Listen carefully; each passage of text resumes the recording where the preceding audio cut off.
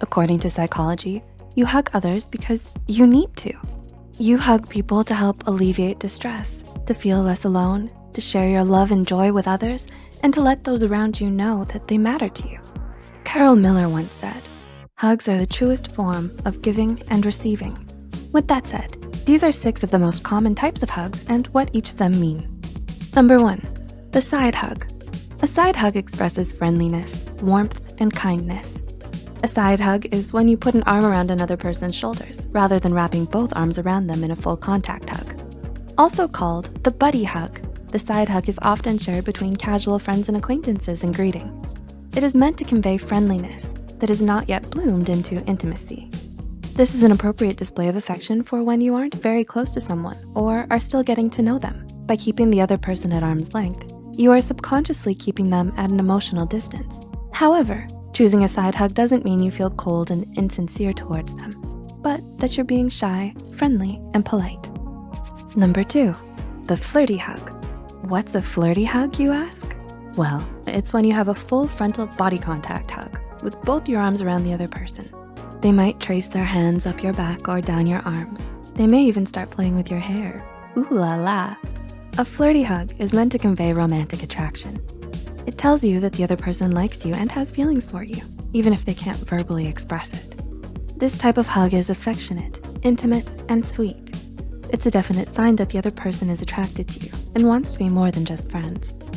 Number 3, the long hug. Did you know that most hugs are brief, lasting only between 5 and 10 seconds? A long hug that lasts at least 20 seconds triggers the release of oxytocin, the love hormone, in your brain. When you get a long hug from a friend, family member, or loved one, it's more comforting, loving, and warm. Whether it's because you haven't seen them in a long while, or you're patching things up after a fight, or you just really miss them, a long hug conveys that you love them and want to be there for them. Number 4, the romantic hug. Similar to the flirty hug, the romantic hug also conveys feelings of attachment and romantic attraction, but is more so about love rather than desire or passion.